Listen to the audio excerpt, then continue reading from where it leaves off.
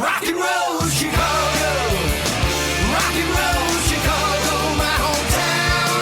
Well, I was born in the city, gonna rock the city, Chicago.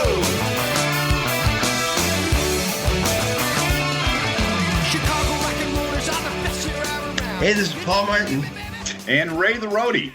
for the Rock and Roll Chicago podcast. How's things going today, Ray? Things are going well. I'm pretty excited about this week's episode. Yeah, we're taking a turn, kind of a left turn from our normal band interviews, and in interviewing another legendary rocker. A living legend. Yes, a living legend, and that is radio personality Mitch Michaels. Doing the cruise with Mitch. And Mitch has got a new book out, and he's still on the air at WERV 95.9 The River in Aurora. In the western suburbs. You can catch him in the west suburbs, the south suburbs. Just about, it's got a pretty good range there. He's got a pretty good signal. I can pick him up in where I'm at. That's good. So how are we able to hook up with Mitch? We were able to hook up with Mitch through my good buddy and bandmate John McFarland from M&R Rush. John is a good friend of Mitch's, and we want to thank John for hooking us up with Mitch and setting this all up for us. Yeah, thanks a lot, John. That's good. So, what do you say we get to this interview with Mitch Michaels right now? Sounds good to me. Okay, here we go. So this is Paul Martin And Ray the Roadie. with the Rock and Roll Chicago podcast. This week we're speaking with a legend rock and roller from Chicago, Mitch Michaels. How you doing, Mitch? You know, I'm a little concerned that you lead right in with that legend thing. I've always said I thought you had to be dead to be a legend. So maybe you could be alleged legend. A living legend. Okay, I should have said a living legend. I can literally live with that. So, but, I'm doing well. Thanks for having me on, guys. Thanks for letting us come in. So tell us. I mean, I know you started out in radio back in Bethesda, Maryland, and spent some time in Cleveland. Which actually, I spent some time in Cleveland too. Really? Yeah. When I was a kid, my mom and dad moved to Parma. I lived in Parma. Parma. Yeah. Parma. Yes. There was a guy in Cleveland. Right. Named Ernie Anderson, real name, but he did this stuff on Saturday nights, right. And it was this Goulardi, right. And that's where like Jerry G. Svengoolie. Bishop got his idea because he was a disc jockey in Cleveland. Right. He came to Chicago and started Svengoolie. And he would do Berwyn. Yes, right, But he's exactly. in Parma. Oh yeah, absolutely. I remember that. But this is Rock and Roll Chicago podcast. So That's fine. We'll leave Parma and Cleveland and we'll leave that behind. yes, And as I did many years ago. Yes, but that's yes. okay. And I know you were with WGLD and XRT and WD, and you name them, you were with them. What was this? I've been fired from most of the good stations. What was a couple times more than once. What was the order and what did you do at each I came station? here in 1971 and was working at WGLD, the beautiful Oak Park Arms Hotel in Oak Park, Illinois, 5th floor of an old folks hotel. It's very bizarre. I'm going to work at night with a bottle of wine, a couple of joints in my pocket, some albums to play, and some burning stuff to kind of kill it. Yeah. And every night I take the elevator up, and the guy that was the kind of the security for the place was this big old guy, missing a couple teeth in front, but geez, he was probably 6'2". Yeah. 275. Yeah. He looked like he was a badass at one point in time. Yeah. He would ride the elevator up with me every night. I mean, I had long hair. Right. Looked very suspicious back in those days anyway. But it was just so weird. And I only worked there about 6-7 months. But the guy, like he thought one of these nights I was going to start sneaking down the hall looking for some 74-year-old ladies. Now at my age, 74-year-old ladies don't seem so old. Now you might, yes. But WGLD, and then I was early on at XRT in 1972. Went to WDAI. WDAI was next, right? Yeah, that was ABC. Was there for about 2.5 years. Then went back to XRT. Then went back to DAI, and then Bob Pittman hired me at WKQX was the first voice ever heard on that station at 6 o'clock on New Year's Eve, 1976. Right. And that was the famous no commercials and whatever for a few months, and all the TV commercials and stuff like that. It was a big, very fun deal. I was there about 2.5 years, and then I went to the Loop, and that was one of those magic carpet rides. Right. Just, I can't even really explain all the stuff that happened in such a short period of time. I talk about it in the book, but it's just like we were doing one thing after another, like every week or every 2 or 3 weeks. It was like just... It was unbelievable. Yeah. The station was so promotion-oriented and had such a dynamic staff and a dynamic advertising campaign with Lorelei as the TV commercials. Right. Mm-hmm. And let me just sidelight that real quick.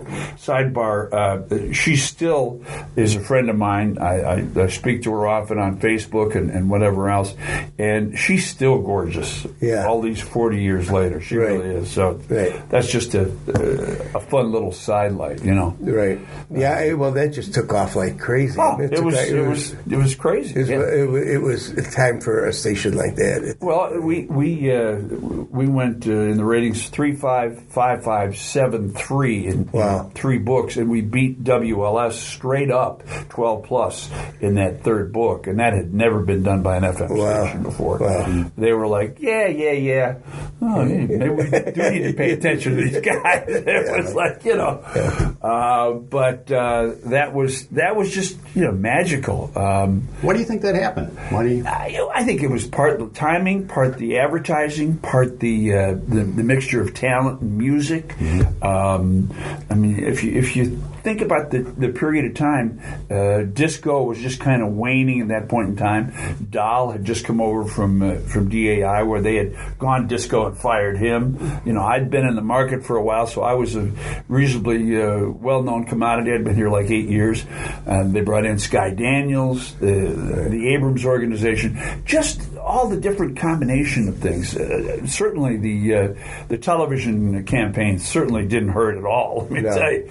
And the fact that we were so promotionally active with just one thing after another, boom, boom, boom, boom, boom, And I mean, everybody talks about disco demolition and the disco riot, the disco disgrace, or whatever you want to call it.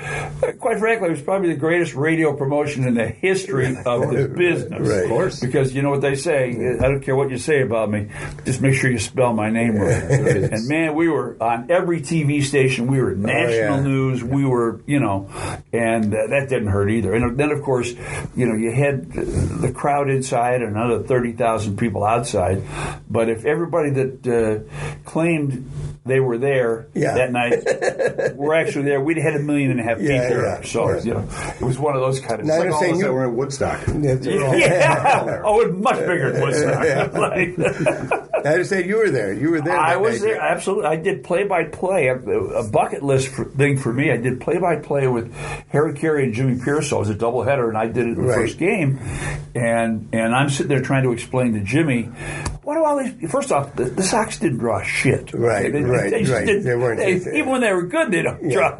But they weren't drawing... And this was an idea that Mike Veck had come up with to put fannies in the seats. Right. We had a meeting that afternoon, and the highest number that anybody wrote, and we all wrote a number on the blackboard of how many people we thought would show up, the highest number was 28,000.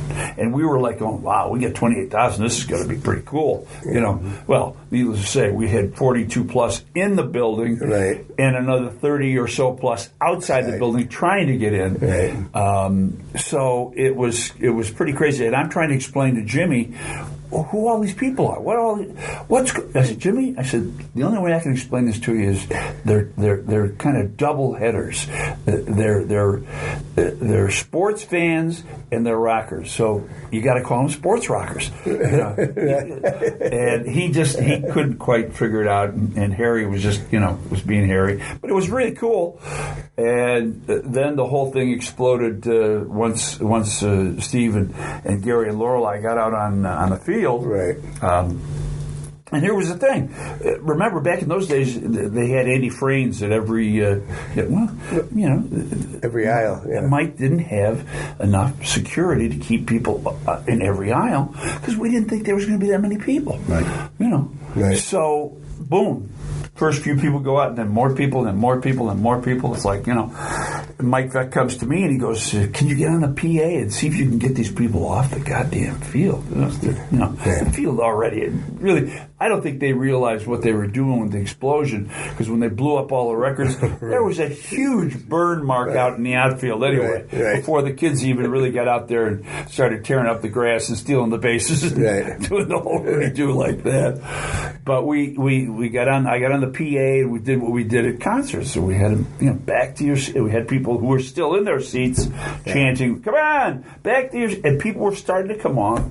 This is a true story, and let me preface it by saying I've always been a Harry Carey fan. Loved him. Yeah. One of my heroes, maybe the greatest play-by-play guy ever. I don't know. Harry comes back up out of the Bard's room. I guess he hadn't been watching. "What the hell's going on? Holy cow! You people got to get off the place. Take me out to the ball." Well, the rest is history. They weren't hearing that. And more people were going out on the field. And we're coming up on the 40th anniversary. They actually just had last Thursday. They did the anniversary of it because the 12th of July is the day everybody comes out of the All-Star break, and the Sox are in Oakland. All right. So they couldn't do it then. So Steve was there throughout the first pitch, and supposedly threw out a strike. And I had several friends that were there, and they said it was pretty cool. Mm-hmm. It was great. It's funny because there's still been this pall that hangs over it about anti-gay and anti-Latino and all this kind of stuff that somebody, there was an article in the Tribune about it. Right. And it's such bullshit. I was involved with this thing from the get-go.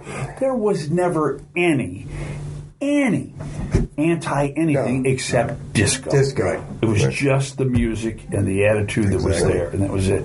Now, how do you feel about the loop now? I mean, well, it's very sad. Very gone. sad. Yes. I was actually in Mexico with the station on a trip, and we read about it on like Tuesday, and then I found out that Dahl was doing the final broadcast on Friday, and his producer called me about 12 or 12:30. She goes, "Steve, love to have you on. 2:33, I'll call you back." So I was on the broadcast, and I didn't hear the broadcast because I was not somewhere that I could pick it up. But yeah, I mean it's really sad. We just had another station up north, 103.9 The Fox. Just went.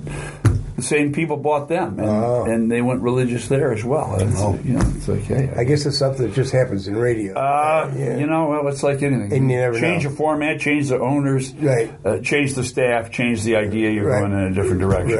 It's like that just happens. Fortunately, this place, knock on wood, is maintaining its luster, at least for now. So ratings are good. The sales staff is... This podcast brought to you by 95.9 The Arrow. That's right. Damn right. Or the River. The River. The Arrow. Get the Arrow out and put it in you. What are you talking about? So have you kept in touch with Sky Daniels? You know what? Sky Daniels. Sky is not a send you a postcard, send you a note, whatever kind of guy. He and I have exchanged stuff on Facebook. He sent me a couple of birthday cards, the jib jab stuff, and whatever else.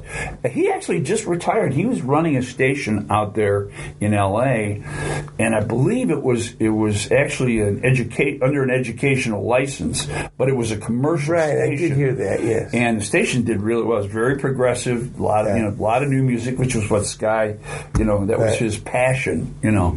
And so he just retired, I think. Oh, okay. He was here. I mean, Sky was here for about a year and a quarter. He did a thing on 9 FM.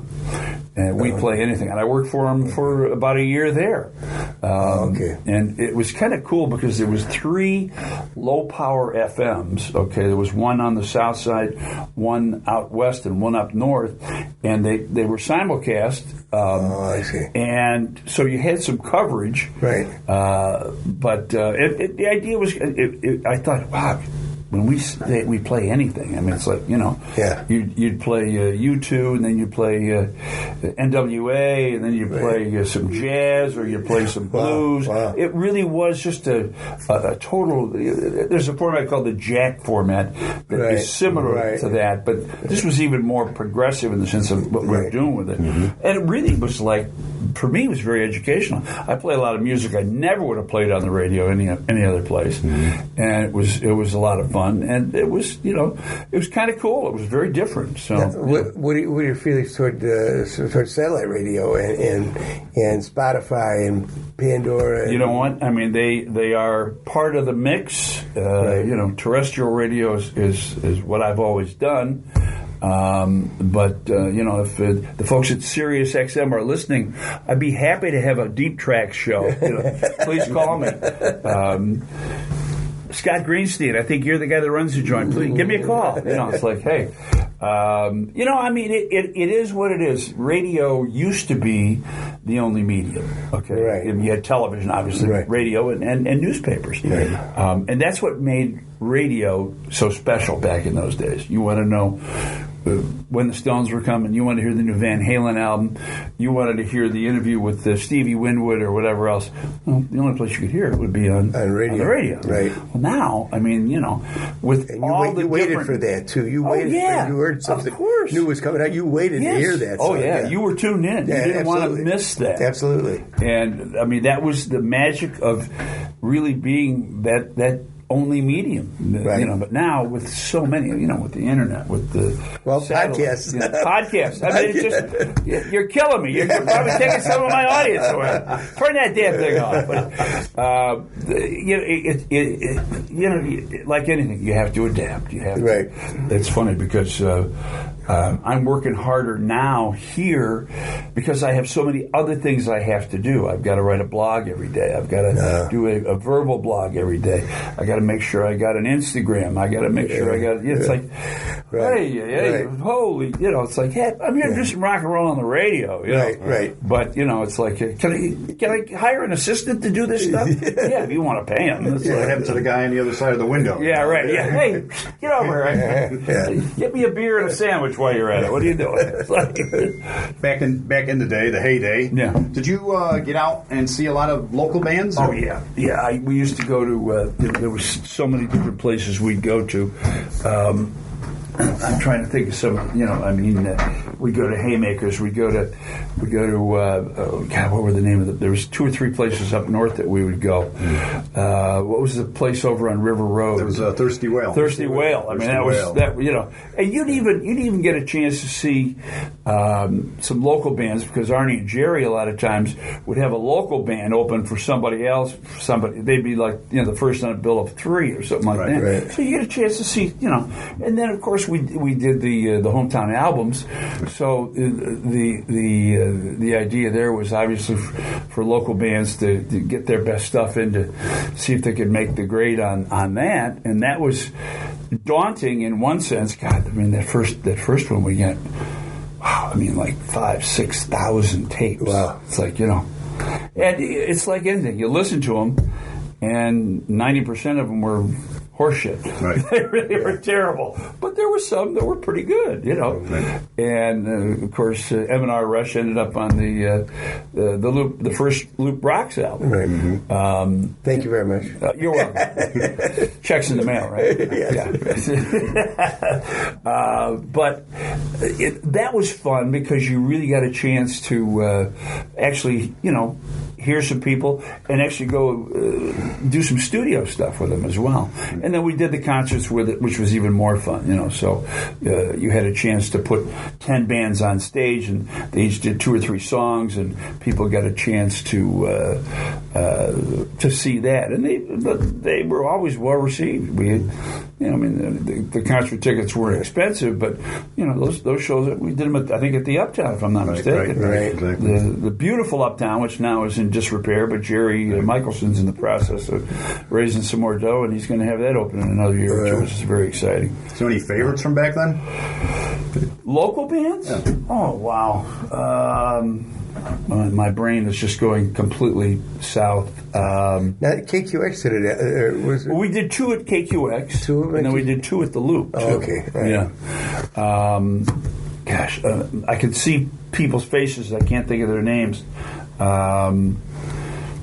Off the top of my head, no. I really never did like M&R Rush. But, I'm kidding. There were some. I think of The Kind. The Kind was a band. I knew Mike Shai was a good friend of mine, still is, and he was their manager. And I got to know those guys real well and saw them, in more than a few places.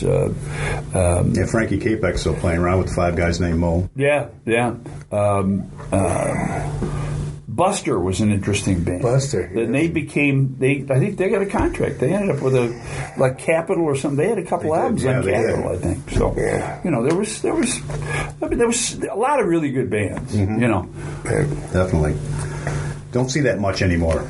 Well, it's like radio. It's just a whole tougher deal to find a place to play, and somebody's going to pay you, and right. They want covers if you're there.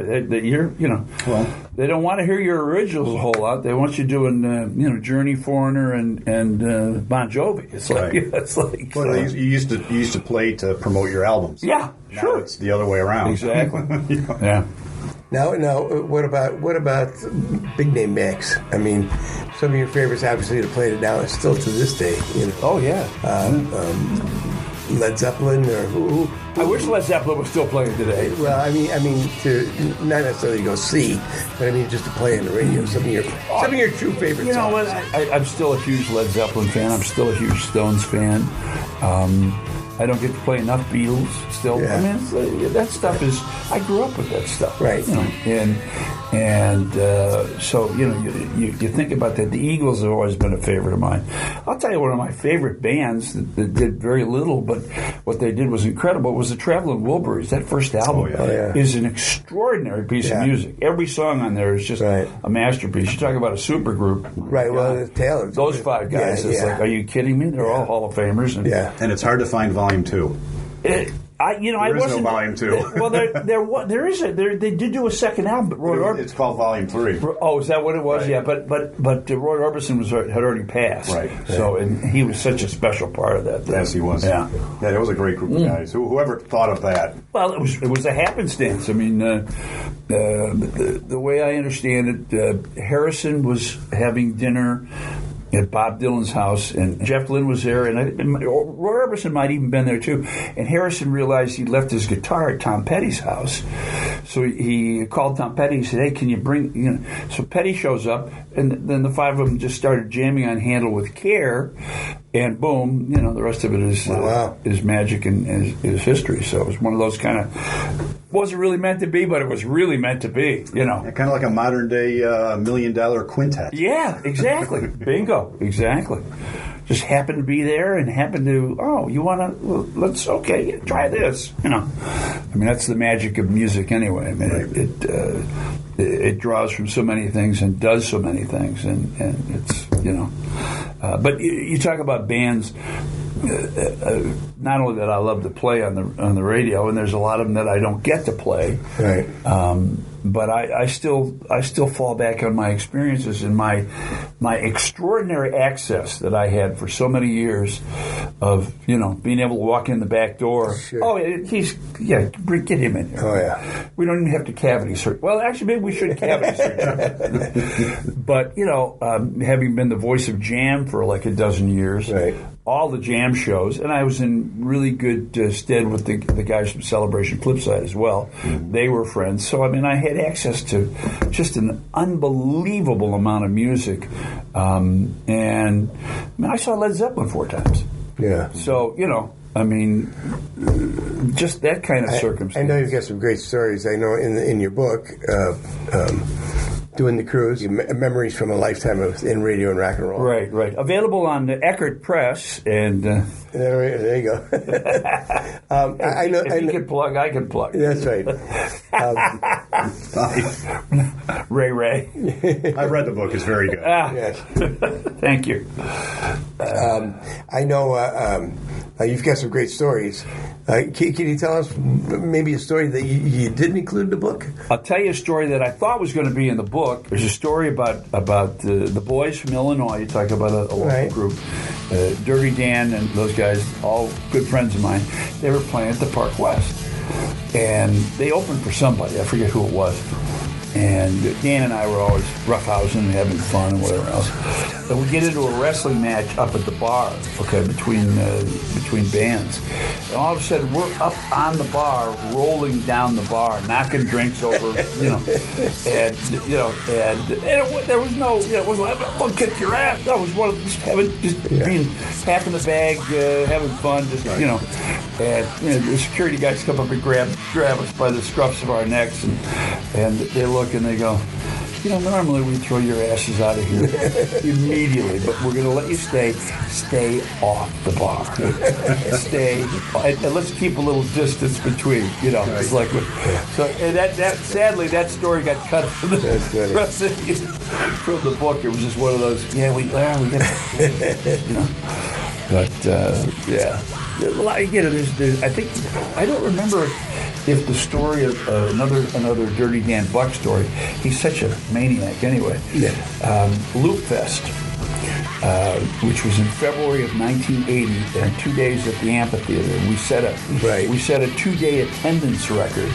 Okay, we had 46 or 47,000 people there in 2 days, and then bands playing every day, and vendors, and it was the whole wild thing. It was crazy, and the boys were playing, and there was a stack of speakers. Okay, they had to be 10, 12 feet up in the air, maybe higher.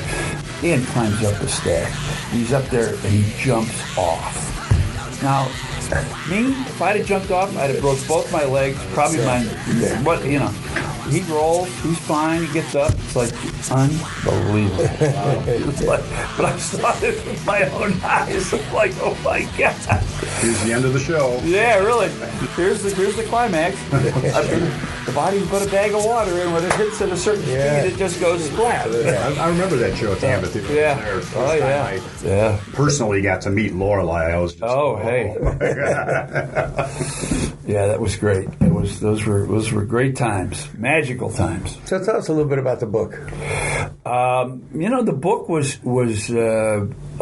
obviously a long time in coming. How it came about, I got a buddy of mine named Don Ramsell, who's an attorney and is the smartest guy I know. He's also one of my best friends, and he's written a couple of law books, probably 10 inches thick. I mean, I've seen him working on these things. It's like, dude, what are you doing?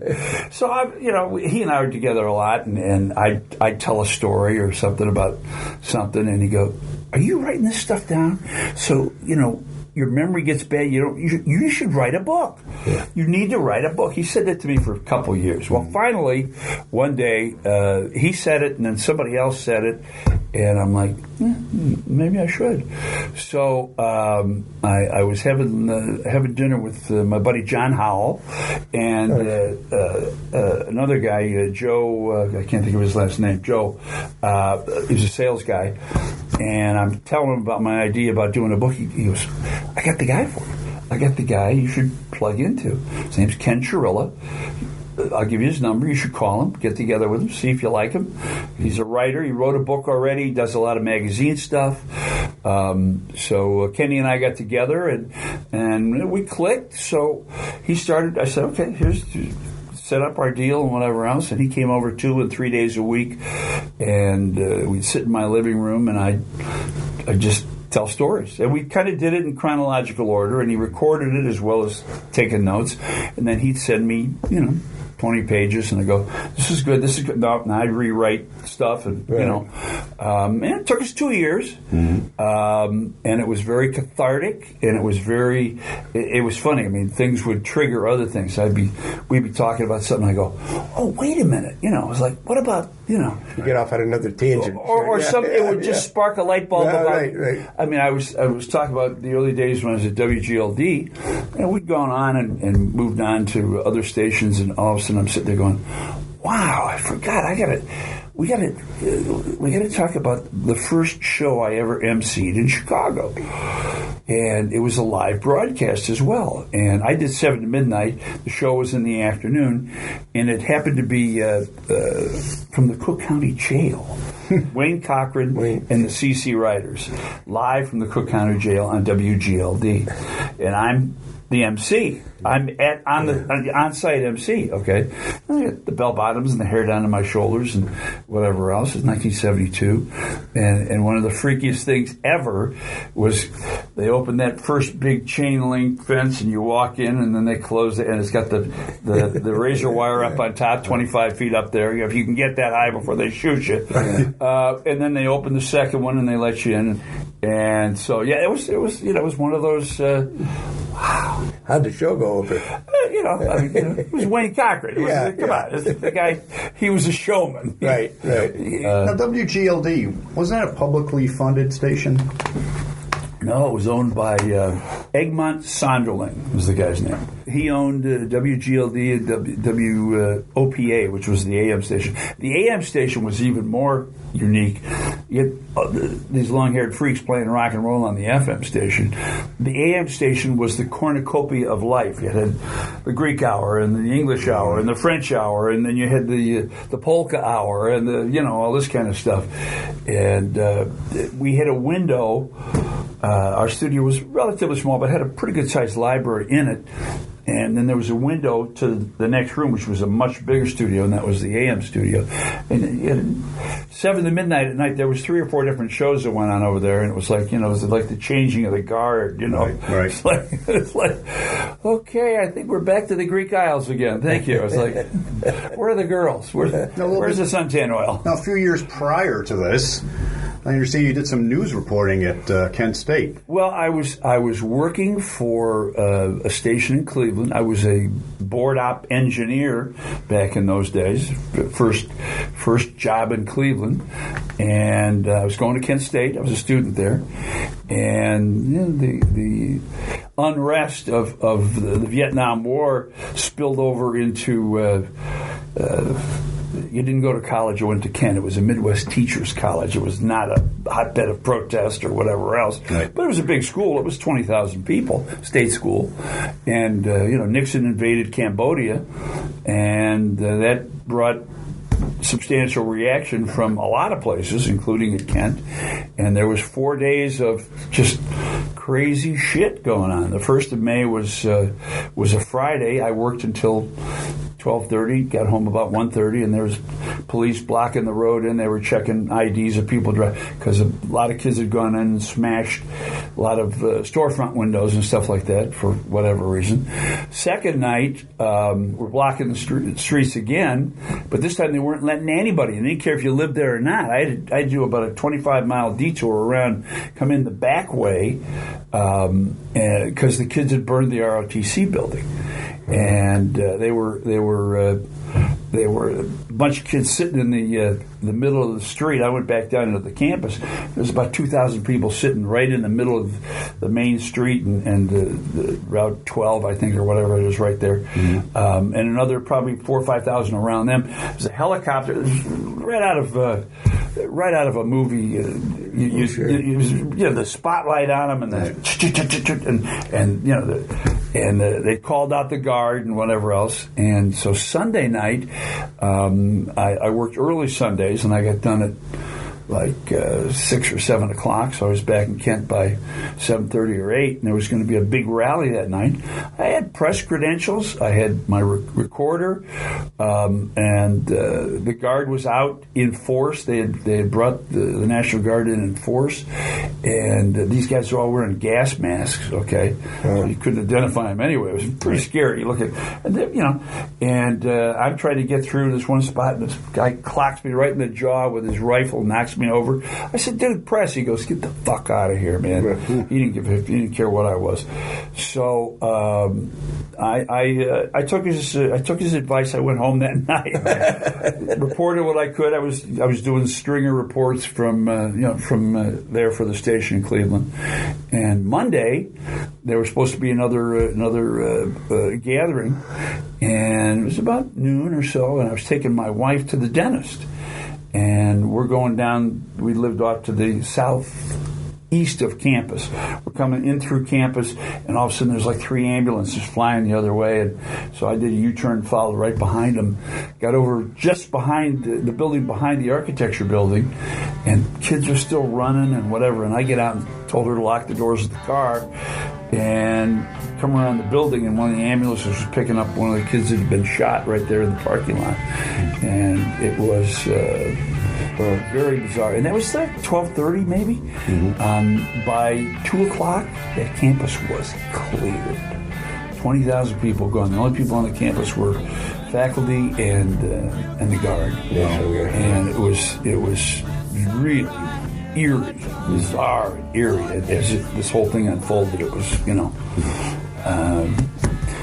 a day I will never forget, needless to say. A lot of things understandable. Mark Mothersbaugh, I think his name is, from Devo, was a student there, and they did some stuff on it. Chrissy Hind was a student there. Right. She left school and went to England. Joe Walsh was a student there. He said, "I'm done with this. I'm definitely following up on music full time." Right. So it was probably a good move on Joe's part. We used to see the James Gang. Yes. They would play in the bars there. You'd see the James saying, "Hey, Friday night, the James Gang at this or that." Right. It's funny to see that and experience that, Right. And well, we had a lot of groups out of Chicago that had come out like that too. We've seen guys like Cheap Trick. Oh, and, Survivor. Sure. They were all playing the bars around here. Oh, absolutely. Absolutely. Styx. Well, the old days Chicago. I mean, think about those guys too. Right. Styx paid their dues for years. The Dex Card tours. Those things were like Styx Thursday night in Maryville, Styx Friday night in here, Styx Saturday. That was like those were crazy. 2 shows on Sunday. Yeah, that's right. A matinee, right? You younger ones. And they didn't care what kind of M&Ms were in their bowl back then. Absolutely not. Really. Who they think they were? Van Halen? It's like crazy. So now you're at WERV, the River, 95.9. And I know you mentioned you're busier than ever, but... I am. I mean, they got me working so hard, it's like, I'm old. I got to rest. I mean, come on, what are you talking Well, what about retirement? You know what? It's funny. I turned 71 in March. And I get people that ask me, they go, well, you thinking about retiring? I'm like, well, let me tell you. First off, I'm still having a lot of fun. Right. I'm still doing what I love to do. I think I'm doing it at a relatively high level. People seem to like it. Oh, yeah. They're not throwing cabbages and rotten tomatoes at me when I'm out and about, or even here when my key still fits in the door, they let me in. Right. So it's like, you talk about the book. It's been such a treat to have people respond after reading the book and talking about, oh, geez, it took me back. I was there, or I felt like I was there, and this and that. And it's such an easy read. I mean, it's so nice to hear that from people. I'm glad. I wrote it because I had a lot to say. I wrote it because I thought the stories would be interesting for people. Sure. And that's the fun part about what I'm still doing on the radio. I'm still telling stories. It's still my reflective of 50 years of rock and roll, and people still seem to like it. So you only seem to have found a home here. Yeah. Oh, longest job I've ever had. Yeah. Knock on wood or whatever. They seem to be at least happy with me through today. That's good. If they want their key back at the end of the day, I guess I'd have to give it to them. But so far, so good. But I'm having fun. That's Isn't that what it's all about? It's definitely what it's Why are you guys still making music? Yeah, because we're having fun and we enjoy each other's company and making music together. Exactly. Right. I mean, you're not socking away, $600-800 every weekend. No, unfortunately not. But, neither am I. So it's like, but yeah, I mean, it is for the love as much as anything else. And you know what they say: if you find something you really like, pursue it, and you won't work a day in your life. So, you know, I mean, I was out of radio for a few years, and well, we're glad you're still hanging in there. Well, thanks. Thanks for your concern. And, I'll give you the Mitch.org number. You can send your contributions to. Well, speaking of which, where can people obviously find you here on the radio? But I mean, social media wise, anything? Facebook for sure. I'm very active on Facebook. It's people. You know, it's funny. My kids now think I'm a dinosaur. It's like, you know, and I probably am. But I said I'm not extinct. So. That's right. I'll still come kick your ass. I got some T-Rex left in me. There you go. But definitely Facebook. I've got an Instagram or 2 pages. You know, there's a couple. I don't use Twitter much. I should probably use it more. But Facebook is the main place. There's a Mitch Michaels 95.9 The River page. There's a Yeah Baby Tunes page, which is my yeahbabytunes.com is my website for. When I was off radio for a few years, I was producing all these vignettes. There's probably 120 or 130 music vignettes that are there that are available for fun and frivolity or whatever else, including the Rod Stewart story. So it's the Rod Stewart story is a great one. Yeah, but we'll leave that for people to read the book. There you go. Pick up the book and read about some of the great stories. I mean, you got some journey stories in there. Oh yeah, and Rod Stewart is definitely Steve Perry stories, Mel Brooks stories. A lot of fun things. I was very fortunate to have. A lot of fun people come through. There were some people that were a pain in the ass too. I think some of those got noted in the book as well. We won't mention Billy Joel's name, but it's like, gee, what a coincidence! Yeah, imagine that. Yeah. It's called "Doing the Cruise: Memories of a Lifetime in Radio and Rock and Roll." That's me, baby. And we thank you. Guys, thank you. Thank you very much. My pleasure. Yeah, thanks for having me. It was great.